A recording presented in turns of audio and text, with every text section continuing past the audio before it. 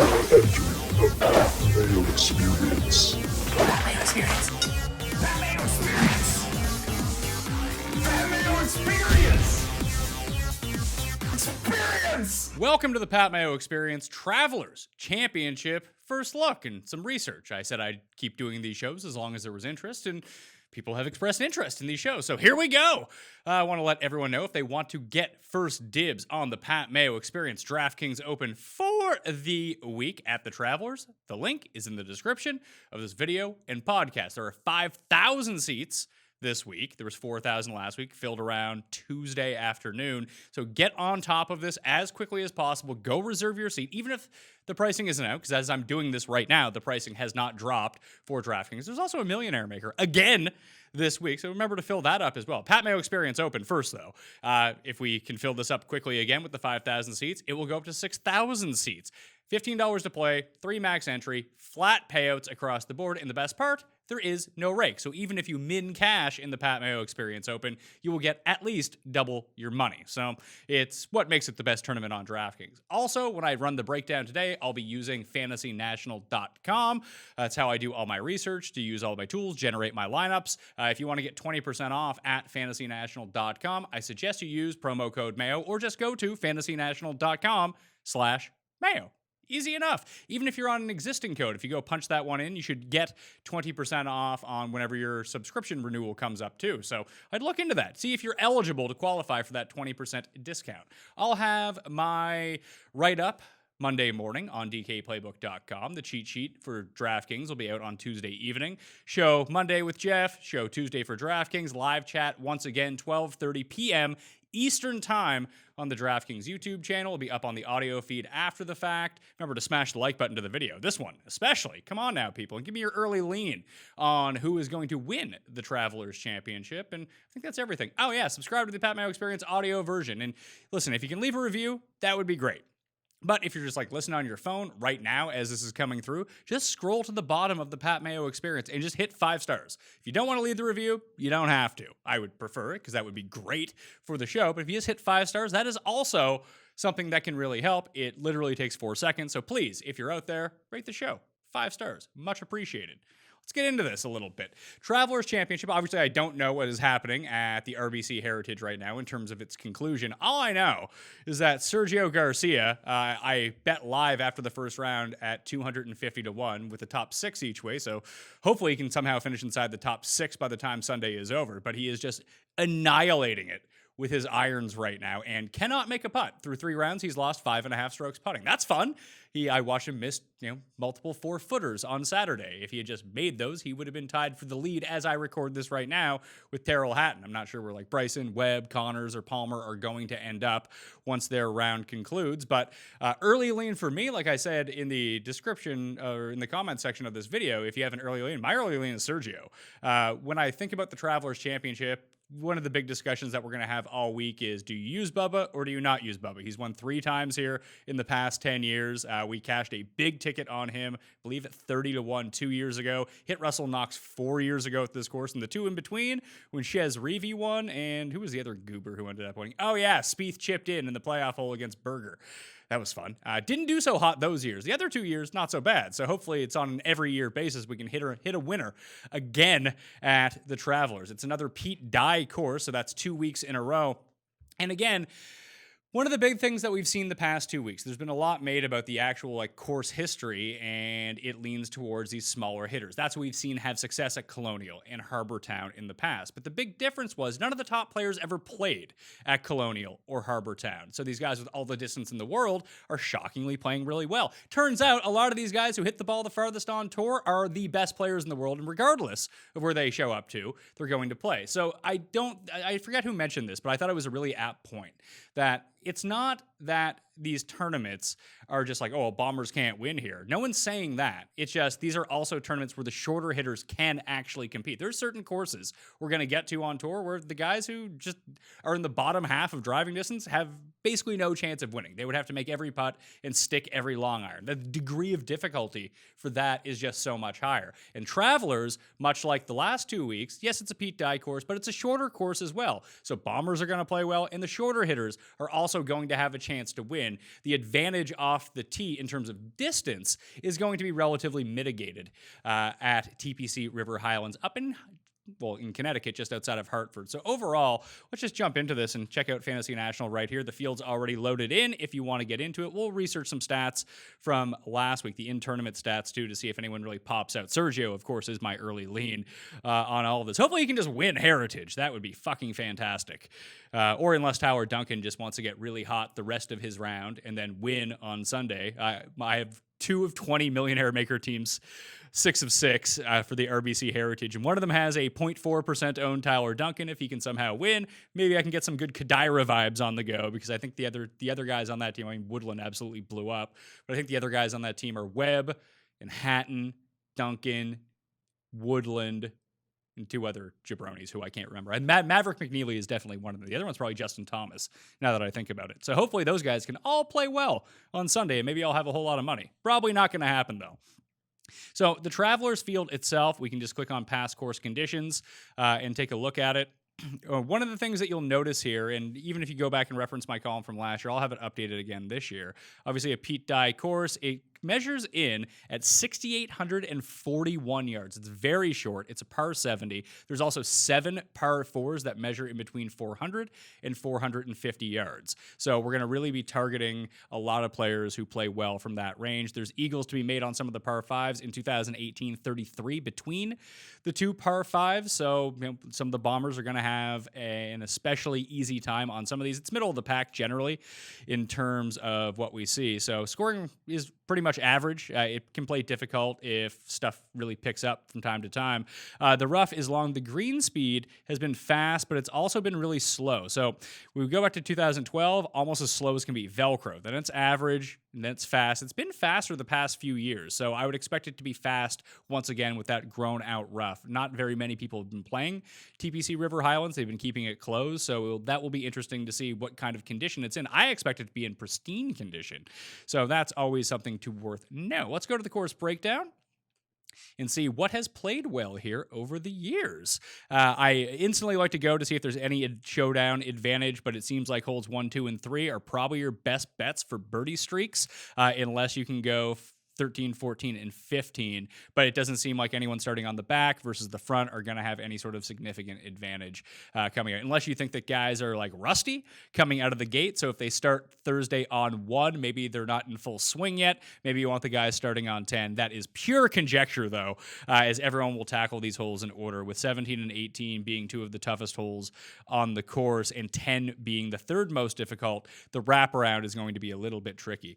This is a ball strikers course, just pure and simple. Like, around the green is going to matter a little bit. We see off the tee outweighs around the green. It's a lot closer than approach. If we go up to top 5 finishers over the past, it's an even more pronounced difference. You want guys that can drive it. You want guys that can hit irons. That's not a huge revelation to anyone, but this is the first time that we've seen off the tee really rank off the charts the past few of the courses we've seen since we've come back. So Colonial, it ended up making a difference. Like, you always want to drive the ball well. Like Matt Wallace right now at Harbour Town isn't really hitting his irons all that well, but he's driving the ball like a savant. So, you can attack courses in myriad ways, but if you can be driving the ball well and hitting your approaches semi-close, you're going to be in pretty good shape here. Par 5s are where, the strokes are going to be gained the most. You want to be potentially in eagle range for some of these. The par 4s, like I mentioned, those short ones are where you're going to do your damage. Just don't bleed strokes on the par 3s. There's 4 of them. When we take a look and sort by everything, like, they're tough, but 3 of them rank inside the top 9 toughest holes. But the bogey percentage, 18%, 14%, 9%, 15%, just around kind of the same in terms of birdie average as well. So I wouldn't say like go target a par 3 specialist. At a par 70, that's always nice to have. But in terms of it actually affecting anything, well, it seems like the par 4s and par 5s are going to be far more relevant this week. Told you about the hole composition. You see 7 of the holes par 4s, 400 to 450 yards. Few of the longer ones, 2 of the shorter ones, but in general, this is the range where people are going to make their bones. This is where the birdies have to come from this week, along with the par 5s, if you're going to have any shot at doing this. When we look at the par 5s, you can see the eagle rates, 3.1% on hole number 13 and 1.1% on number 6. There's also a drivable par 4. It's 289 yards, almost a 2% eagle rate on on that hole as well. So distance will actually play a little bit of a factor there, but that does mean any hole that's under 300 yards can be attacked by almost anyone. If we look at the average shot distribution, you're going to find really not a whole lot after 175 yards. So shorter irons, wedges are really what we're going to see outside of like the par fives when you get the 200 plus. The historical cut line is a bit trickier. We've seen it be -1 the past 2 years at this course, but as we've seen with the more expanded fields, like this field for the Travelers is going to be 154 players.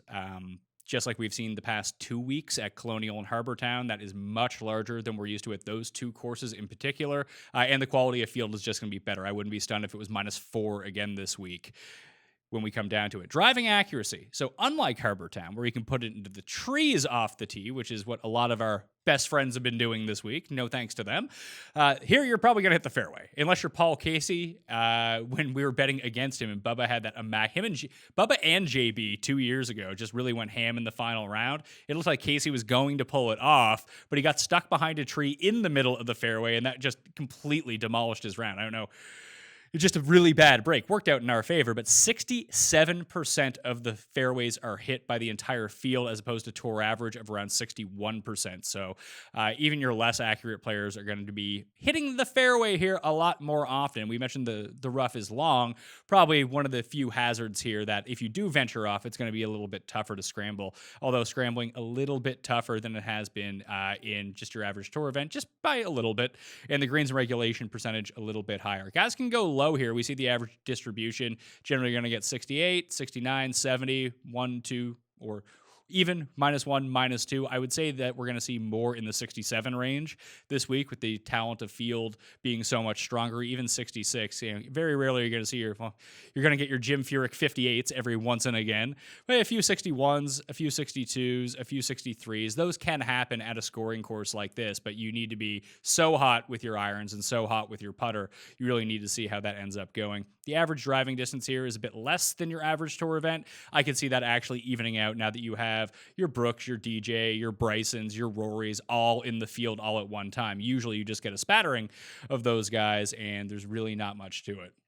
If we go back, we won't look too much into recent results because nothing is loaded yet because the tournament this week is not finished. But we'll look at some tournament history and just kind of go back and check out what we've seen the past few years. If we look at overall total strokes, now this is a cumulative stat, so if you've played 5 times, the chances of you having more strokes gained are going to be good. But Casey, Harmon, Bubba Watson, I believe those guys finished 1, 2, 3 at 1, 2, 3 in 2015.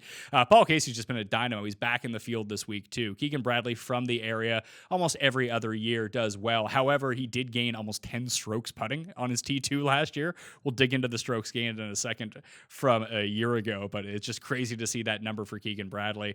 Bryson's come inside the top 10 the last 2 years, as has Kevin Tway. Shez Reavie coming off an immaculate performance contending with the big dogs at Pebble Beach at the U.S. Open last year, travels across the country, notches his win. So just looking at that, I mean, Harmon's a bit of an outlier, but Casey, Bubba Watson, Keegan Bradley, Bryson, you see Patrick Rogers up here as well as someone who has played well in the past. Leishman, Patrick Reed, Charlie Hoffman. Where do these guys all kind of play well? Riviera would be my kind of key to that.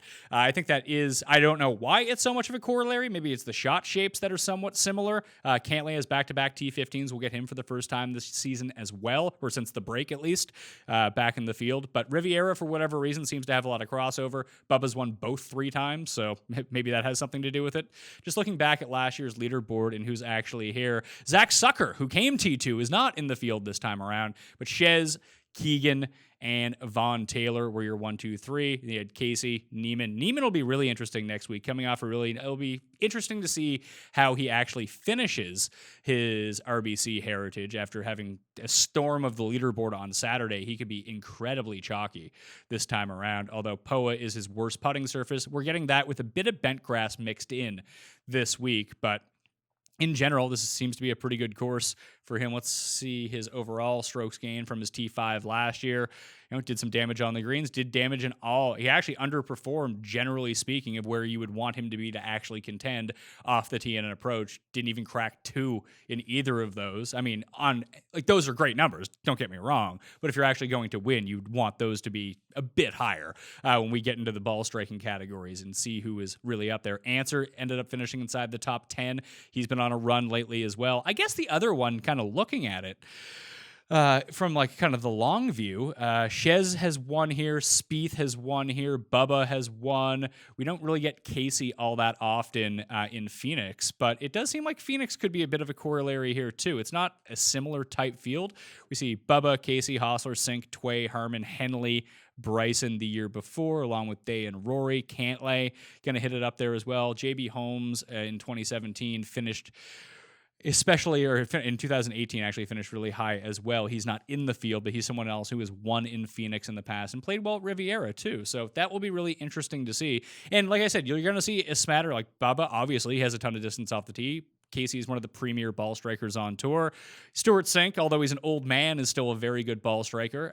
Harman, he's a good putter. He's not especially long off the tee. Tway's long. Henley's kind of mid-range. Rory and Bryson and Day obviously long off the tee. Hoffman, when he's rolling, is an excellent ball striker. Danny Lee, not so long. Kyle Stanley, not so long. Has won in Phoenix too.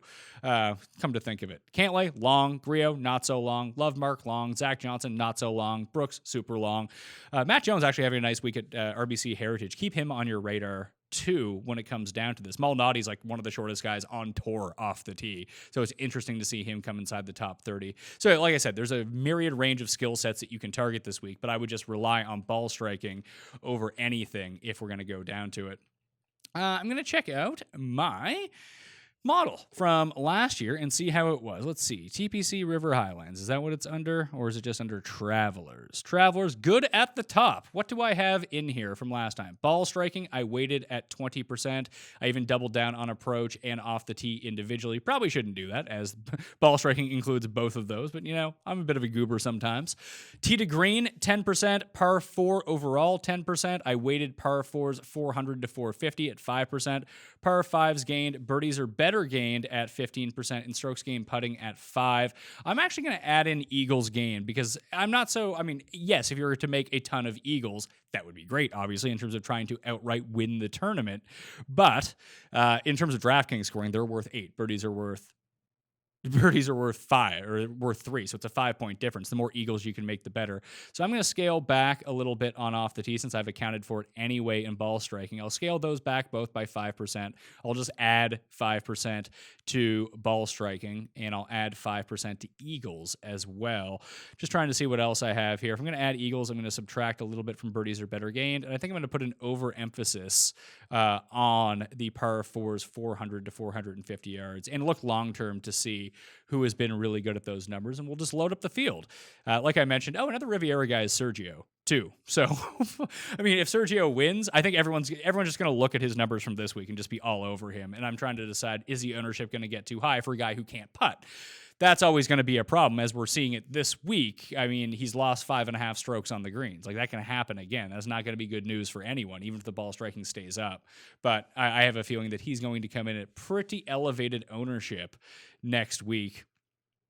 If we go back and just look at all of the winners, like when I kind of go through the entire thing, I mentioned Shez won last year, then it was Bubba at -17. Spieth chipped in against Daniel Berger in that playoff to win at 12 under. Knox won the year before at 14. Bubba in 2015 at -16.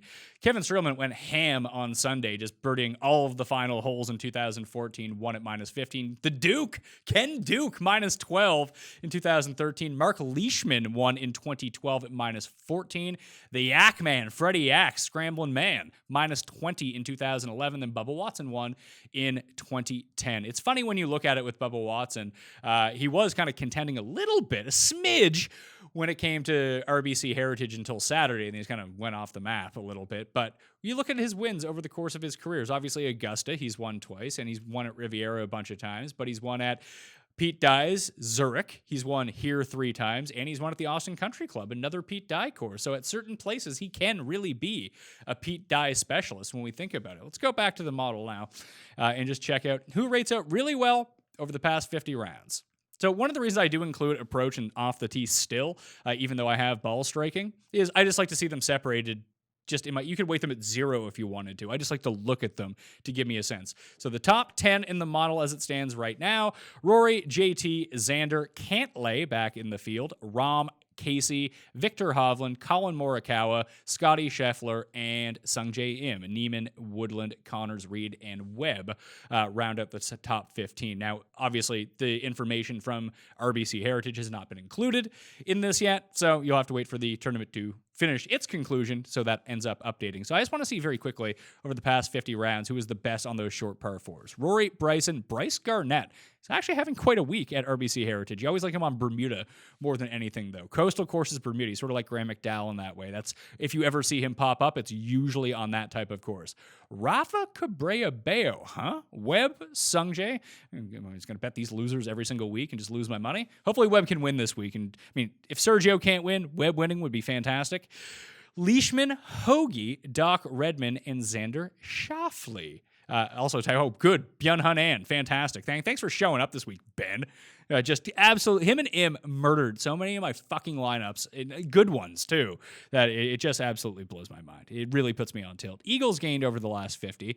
Let's see, Scott Stallings, actually having a week right now at RBC Heritage. Morikawa, I think I might bet Morikawa to win. He's having an unusually bad, he's having a good ball striking week at Heritage. It's just not up to his normal level. And the putting has really been off. So maybe some of the shine. Oh, he lost in a playoff. Oh, he made the cut at Harbortown, but didn't play all that well. I almost prefer he had like a really bad round on Sunday. Him and Bubba. Maybe that will quell their prices just a little bit. Like if Sergio's not going to go out and shoot like a 63 on Sunday at Heritage, I prefer he shoot 80, and then it'll just put him back down into that 50, 60 to 1 range, and then we can have some fun with that. Scheffler is currently in the field. He withdrew earlier this week. I'm not sure how that's going to end up playing itself out. Obviously, Nick Watney tested positive for COVID. We're going to get some more COVID tests. They tested 9 players, as it turned out, who were like in close proximity to Nick Watney. The first wave of testing came back negative for those guys on Saturday morning. And then the second round of testing, because they like to double up just to confirm positive or negative, has yet to be released as I'm recording this. I'm sure we'll really dig into this on Mondays, because the odds aren't going to be out till Monday morning anyway, so it's not going to really affect anything. But if he was in proximity to some of these guys and they test positive, they have to go into quarantine for 14 days. Justin Thomas actually made mention that Harbortown's kind of his quote, it's a zoo with so many people running around. Like they didn't really keep the bubble as it was supposed to be. The players did in terms of their travel, but Justin Thomas said driving up to the course, restaurants are packed. I doubt that's going to be the case in Connecticut. I could be wrong, but it doesn't seem like there's been a whole lot of people at the course overall, just because it's been shut down. So only essential personnel to run this tournament, the broadcasters, the golfers, their teams, and try to keep that bubble as small as possible. Hopefully we don't see any more COVID positives. We've seen 6, I believe, so far on the Corn Ferry Tour. It hasn't shut them down unless there is a giant spike, a cluster of players who end up testing positive. I think this is good news as it pertains to the tour maintaining its level. This was the plan all along. We knew that players were going to test positive. So what happens in the aftermath? I was initially worried with the rash of positive tests across all sports on Friday that there was a chance that this could be shut down again. Like all it really takes is a Brooks or a Rory or one of these very top end players who just says, you know what? If people are testing positive, I don't feel safe. I don't want to play. And then all of a sudden we're shut down again. So just be very wary of that. But it doesn't, I was just worried there would be, on the Corn Ferry Tour, that's one thing. No one's really paying attention to the Corn Ferry Tour. But if any of these guys in Washington are like, I can't believe they're playing golf, we need to shut them down. Look how irresponsible they're being. Like that kind of thing.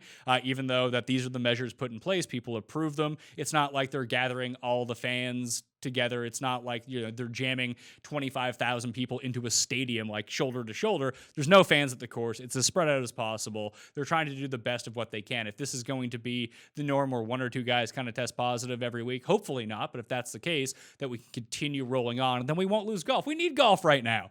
All the individual sports are kicking around. It's yet to be seen what's happening with the team sports, but that's just something to watch out for. I thought initially it could have been Scheffler who was the, until it came out that it was Watney, I thought it could have been Scheffler because he had WD'd before the event. No reason was given. Maybe he just wanted to take the week off, get to Connecticut. I don't know. But he does rate out really well. So Eagles gain Stallings, Morikawa, List.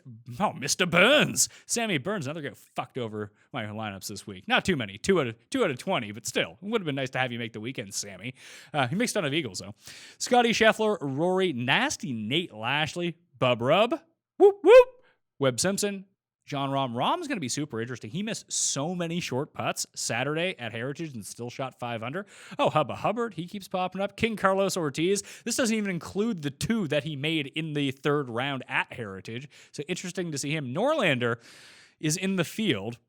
Makes a ton of Eagles. I just wanted to bring him up very quickly. I believe, he was really good tee to green at Charles Schwab. Lost almost 4 strokes putting in 2 rounds. This happens with him, as we've seen over his past little bit. He's missed 3 consecutive cuts. He's not a great player, but I bet you he comes in at like $6,000, $6,100 on DraftKings. If he can keep those irons all fired up and maybe make some Eagles. Has he played Travelers? Yeah, he's made the cut twice at Travelers. I don't think he's going to get a T83 again, but gained a bunch of strokes in 2016 when he played here. It's been a while for Henrik Norlander. Is this Swede? Maybe a low Swede bet between him and Noren if they're the only 2 in the field. I don't know if Stenson is back. Is Stenson back? Stenson is not playing. So we're getting Cantlay and Paul Casey appear to be the ones making, the bigger names making their returns to the course this week. Let's go back long term. And you can go by season too. If you just look here on the left-hand side, you can go by season, and you can even go a custom date range too. If you want to go time frame and go custom date range and look over the past 2 years, go all rounds past 2 years. And maybe we should try that out. It'll take a second to load, obviously. So let's go all rounds. And it'll bring us all rounds forever. We'll let that load in and go to the custom date range. So let's see here. We have June 15th, 2020. Sure. Just before this tournament started. Yeah, let's go back to January 1st, 2017. So we'll get the last 3 years of data and see what actually happens with this. Maybe we'll go to 2018, get the last 2 years.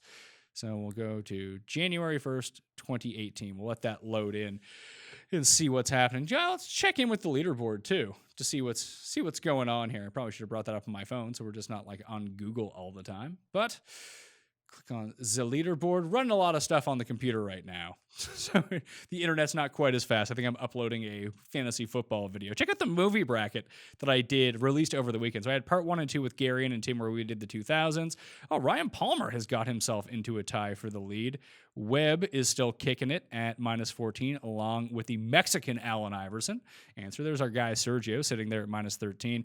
Just remember at Heritage, the winners come from behind each of the past 7 years or something like that. And some of them as long as 6 strokes behind. Fitzy and Connors both sticking at -13. Brooks and Poulter at -12 along with Bryson. I guess my guy T Dunks really kind of gave it back. Finished at 11. Oh, Tyler Duncan, you couldn't. How short was this stupid miss on fucking 18? Let's see. 13 feet. Well, I can't kill you for that. I wish he would have made that. He missed so many of those today. It's kind of frustrating. If the leaders don't get anywhere deeper than -15, the stats don't really point at all to Matt Wallace, but he's within that range, 4 strokes back, 5 strokes back, where you can make a run. And he's just someone who has closing time on the mind. We've seen it before. Someone just jumped up the leaderboard. Was it Brooks, or did someone drop back? Corey Connors looks like he dropped back. Either way, hopefully Webb, like I said, can just kind of go with it. Let's see what happens here. All right, so the past all rounds. Did this give us the custom date range? Maybe it did, maybe it didn't. Let's see here. My rank long term as it comes down to this. Let's see, June 2020. And we'll go with that. Maybe that will give us a better sample when it comes down to it. When I loaded in all rounds, I probably should have set the date range first so it didn't load in 1,000 rounds into the system. Sometimes it'll take you a little bit longer. Oh, there's Noren right there. The sweats today were not great between Duncan and Sergio for me. They just had so many makeable putts and just kept missing them. What is stupid Webb up to? He's on a par 5 right now. Oh, just very calm. Let's see how he's been missing putts. I saw he missed a short one on, I think it was 9. Let's see. 45 feet. Yeah, that's not so bad. 10 feet, miss. 10 feet, miss. 9 feet, miss. 32 feet. Well, that's going to happen. So, Webb, after making every 27-foot putt on Friday. Can't make a 10-footer to save his life on Sunday. Hopefully he can notch another one, 2 or 3 coming home here. Just don't give any away. Just keep yourself in contention. All right. So past 2.5 years since January 2018.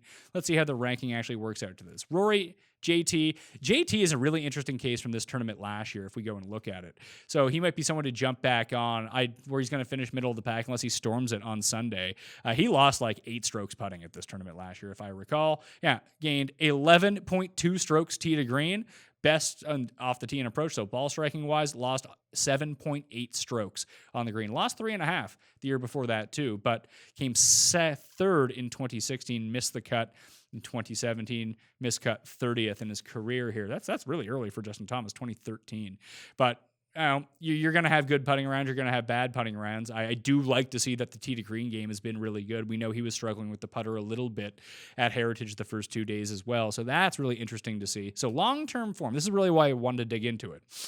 Eagles, the par 4 scoring on the short hole. Just see who historically, like you can look at your past 12 rounds. I mean, if you had one really hot round, that's going to skew everything. So long term, as we look at this right now, the Eagles gained. McIlroy, Burns still pops up again. That's over 137 rounds the past 2.5 years. Webb, Eagles gained, really, Webb Simpson. Justin Thomas, Scotty Scheffler, Morikawa, Koepka, List, Bubba, DJ, Adam Long, Paul Casey, Scott Stallings still pops up there. Tony Finau. Oh my God, James Hahn! First time we've seen him in a while. Oh, good. Grayson Murray is back in the field. I can't wait for him to fucking take all my money again. There's Henrik Norlander still pops up. Bryson. So, yeah, Matt Wallace. Maybe he'll be somewhat interesting for next week. That's only 64 rounds full of data. Maybe there's a spot where Finau can finally get it done. So that long-term adjusted all-rounds modeling is Rory, JT, DJ, Cantlay, Woodland top 5, Bryson, Finau, Casey, Xander, Rahm, Neiman, Rose, Morikawa, Koepka, Webb, Kokrak, Griot, Connors, Hovland, Sung J. Im. Oh, good. Ben Ann, 21st. Thanks, fucking Ben Ann. Anyway, so that's the long-term adjusted. If we look at who's the best on those short par 4s, you got Webb, Rory, Reed, Bryson, DJ, 1, 2, 3, 4, 5, Day, Redmond, Cantlay, Poulter, Xander, and Answer. Man, Answer's going to make a run at this. He could win on Sunday at Heritage. I'm curious to see what his number is going to be coming in. 33 for, I guess there's still all the top players here. DJ is going to be an interesting case too. Him and Brooks, see if their odds rebound a little bit. I think the market will be quicker to catch up on Brooks than potentially DJ. It's going to be a really nice spot for DJ. I don't know if he's ever played this tournament before. Let's go find out what his history at El Travelers has been over the years. Travelers, he played it in 2014 and came 31st. That is not really telling me a whole lot. But I guess he's been gaining off the tee. Let's go back and kind of, that's kind of like the early look at the stats, the key stats that I'm kind of targeting this week. If we look at overall par 4s, JT, Rory, Webb. Feels like Rory's just going to put all 4 rounds together. Like him and Justin Thomas have had like one bad round each of the past 2 tournaments, and it's like taking them out of contention, and then they get themselves back into contention by the time that it's over. It's like the Matt Kuchar method. But if they can just not kind of have a bad start or make some putts on Thursday, like these seem to be the 2 guys that you really want to go after. They're probably going to be the 2 highest price guys, so that's going to be tough. Maybe if there's someone who down the list here could be a cheap price. Streelman, he's won here before, so people will probably be on him. You probably have to go with fucking Berger at this point. 3 in a row to pull off is going to be tough in terms of having great tournaments, but come on. It's been pretty good. And he's lost in the playoff here, too. So he does have a bit of credibility at this course. I don't know if I can go back to Griot again. The guy's just been murdering me. Palmer, Sergio's going to be super chalky coming off the week, as is Answer, as will Bubba. Those 3 guys, you're probably going to have to go with it anyway, depending on how chalky they end up going to. Like if you had faded Webb and Bryson this week, and you're probably missing out on a ton of money. Aaron Wise, Ben Ross is definitely going to be in on him. Naismith, or the Knights who say Neesmith, will end up, I'm actually kind of curious to see. He's having a really bad Saturday at Heritage, so maybe people back off. He'll likely be in the 6,000s. Sam Ryder having a good Heritage, he'll likely be in the 6,000s.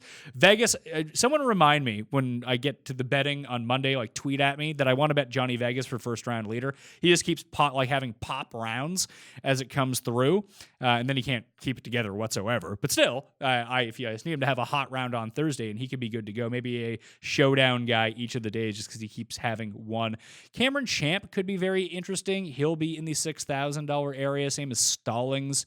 We mentioned that he's really good at a very high eagle rate for whatever reason, and he's playing really well at Heritage right now. So those are some of the guys to watch out for. Vaughn Taylor obviously had the hot Thursday at Heritage, came inside the top 5 last year. He'll probably end up getting some buzz as well. Billy Horschel missed the cut on the number this week, so maybe people are pissed off at him. You can probably go back to him in this spot as well. He'll be in the lower $7,000 area on DraftKings, I would assume, when it comes down to it. But let's close these tabs at the top.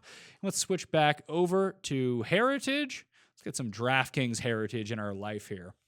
And that way I can see the in-tournament stats. Is the only reason I'm switching back. You can't see those if you're on a different tournament.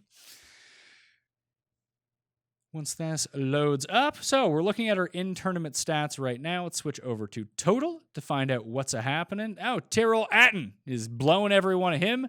Ortiz and Burger Time are killing everyone in the putting game, along with Matthew Fitzpatrick this week, Mac Hughes and Webb Simpson. Webb gained over 6 strokes in round 2, so he has not been as good in the other 2 rounds, especially not in round 4 as it goes on right now. Maverick McNeely is gaining a bunch. The guy has been brutal on approaches. It's funny because Mav is usually someone who is good on approach, good at putting, can't drive, and can't chip. At least that's my recollection of how he does. Yeah, approach, gained, marginal loss, gain, usually loses off the tee. So this is a bit of a bizarro week for him, swapping out the good off the tee with the good approach. Maybe he's someone you can go back to potentially next week. Let's see. He missed the cut at Arnold Palmer, but before that, he made the cut last week, made the cut this week, 11th, 5th, 15th, 37th. Hasn't missed a cut since Sanderson Farms back in the middle of the swing season. He's someone who's likely to be in the low 7,000, high 6,000 range next week. So maybe he can shake off the approach. Maybe we'll see something on Sunday in terms of his numbers, just raw. Let's just go to round 3. And see how people are playing. Obviously, not everyone's off the course yet, but approach Damon. Oh, man, if the dude had made a putt, he would have been great. Damon, Redmond, Sergio, Answer, Neiman were your best guys on approach. Ball striking is what we're looking at for next week. So Damon, Answer, Sergio, Doc, and Neiman. Rose was just right behind. You can just see these guys. They had made some putts. Like, Answer's tied for the lead right now. As I'm looking at this, he's minus 15 through 16 holes, but 1.4 strokes lost putting in this round. Like, this is a really big opportunity that got away from him. He lost a lot in round 1 as well. So he appears to be the guy. Him and Sergio, if they can just normalize their putting or potentially even have a good putting week, they're the ones close enough in contention here when we look at ball striking from round 3 that can really get it together. Palmer, too, who's also tied for the lead now, once we check in, is not having a great putting week. But you just get a miracle 3 strokes game putting. They just have that hot day, then all of a sudden we're looking good. There's Matt Jones. So over the course, he's minus 9 right now. Gained off the tee, gained on approach, 1.5 in ball striking. Like I said, he generally does ball strike pretty well, but I'm curious to see where it ends up happening. Oh, good. Webb Simpson is now tied for the lead. Good for you, Webb. He and Palmer and Answer are all through that back par 5 right now. I'm sure you'll know that because you're watching this on a Sunday morning or a Monday morning to get yourself up to date on everything. But that's how we're checking it out right now. Matt Jones, long term. Let's see. Gains off the tee almost every single week. Rarely gains on approaches. Let's see how he's played Travelers. We saw that top 22 years ago. He's made the cut the past 3 years. Has not really played well on approach. Maybe not someone you want to target, but it's going to be a name no one's really going to have out there as well. Landry, kind of interesting. He's in the clubhouse at minus 12 through 3 rounds. A very good ball striking round loss. Let's just go look at his all rounds throughout the course of the tournament and see how Landry is doing, because he's always someone who pops up in the $6,000 range. Really good around the green, gaining a bit on putting, having his best ball striking, funnily enough, in round 3. That's nice to see. Maybe he can trend throughout the course of the weekend. If we look at the best overall ball strikers for the week, Answer, Sergio, Damon, Redmond, Palmer. The Neiman EVR, man. I was on EVR last week and jumped off. Huge mistake because I got on the Seabez as my guy from South Africa. Although all the South Africans minus Louis played really well this week. So ball striking wise, those are the guys to watch out for. Rose still kind of crushing it a little bit. Is he in the field next week? I can't even remember now. I assume most of the guys who are playing in Hilton Head are going to go to Connecticut. Maybe they'll want to take some time off. Maybe we'll eventually get 2 weeks from now. I'm thinking that's when we're going to see Tiger Woods. Let's see. Landry at the Travelers over the years. 43rd gained, hugely ball striking. Has been very poor on the greens at Travelers over the past 5 years. But nice to see that ball striking do pretty well. So, interesting to see on his front. Travelers Field. Why don't you load Travelers Field? I think it's because I have this open right now. Travelers. Oh, it's because I'm looking at custom model all rounds. Let's just go back to the past 24 rounds, so it doesn't have much to really go into. It's funny. It just loaded, and then I changed it again. Mav McNeely, Andrew Landry, Matt Jones. Yeah, why am I already looking at these? I should really focus on the top and really try to narrow it down. Although it seems like I want Sergio. It seems like I want Morikawa. I'm just looking at the last 2 months. Probably shouldn't have done that. Either way, I just want to see if Rose is in the field or not. Justin Rose will be there. Another guy who's played well, Pete Dye, rates out pretty well over the past 4 rounds at least in terms of the modeling. And if the ball striking is going to be there over the course of the entire week, maybe we'll get another 30 number on him, although he continues to play well week after week after week. We'll see how that ends up turning out. Anyway, that's the first look for the Travelers Championship. If you want to use Fantasy National to the best of your abilities, I just kind of walked you through my research again, how I kind of get a first look, get caught up on everything, how you can access the in-tournament stats. All that stuff will be loaded onto fantasynational.com after the tournament concludes on Sunday. It'll probably take a few hours to get all the data in and sorted and all that, but by Monday morning, everything will most definitely be there, most likely by Sunday night as well. But you can just get the early start on the field if you're already out of it at Heritage or just have nothing to fucking do. That's the point of this one. Like, you can chuck on the early morning golf where they have like 90% commercials anyway and get yourself just prepared for next week. That's the best way to go about it. Promo code Mayo or fantasynational.com/Mayo will get you 20% off. Highly recommend that, as I highly recommend smashing the like button to the video, leaving a 5-star review or just rating on the audio podcast for the Pat Mayo Experience. We've been inside the top 5 for fantasy sports worldwide. We've been inside the top 100 overall for all sports podcasts in the United States, in Canada, and worldwide over the past 2 weeks. So it's been, hugely beneficial to me, obviously, being inside the top 100 of that, but I really do appreciate the support. So please keep telling friends, keep retweeting, keep sharing. I'd like to get up to number 1 as we get into that, because I'm going to have more football stuff coming out. I have those movie brackets. We have Cuss Corners. Every single day we've been putting out content. So even if you don't fucking care about whatever the content is, just download it anyway and just delete it right away. That would really go a long way to help me out, like those ratings. So hopefully we can surge back up the list. I'm coming for you, fantasy footballers. Although my guy, Jeff Radcliffe, he's just another one of the announcements who joined Fade the Noise recently. He just launched a new podcast, football only. It's called The Rant. I recommend you subscribe. I think Jeff is one of the best in the business. Obviously, Jeff and Brad are both my friends. I wish them the best of luck at all times, and especially with this new site. It looks really cool. So you can go check that out and check out his podcast. Just don't go subscribe right now. Subscribe like next week when shows start coming out so we can get the Pat Mayo Experience vaulted back up above them all, right? Pat Mayo Experience Open, Listeners League. Link is in the description of this video and podcast. That'll do it to me. Let's run hot on Sunday. Sergio, Webb, maybe Tower Duncan wants to shoot 59. I don't know. That would be nice as well. But either way, I hope you have some green screens out there. Thanks, Tour Junkies, for coining that phrase. I'm going to steal it from you right now. Just go win some cash. I want to hear from you, too. Fantasy National members had a ton of success Friday in Showdown contests, claiming spots 1 and 2 in the single entry $12. So hopefully I continue to see some of these big screenshots run through. That would be amazing. I hope someone hits big this week. A member and a listener was in first place in the Millionaire Maker after 2 rounds. Don't think he's there anymore, but hey, we'll end up seeing how it all shakes out come Sunday. I'll be back, like I said, Monday with Feinberg. Until then, I'm Pat Mayo. I'll see you next time. Pat Mayo Experience! Experience!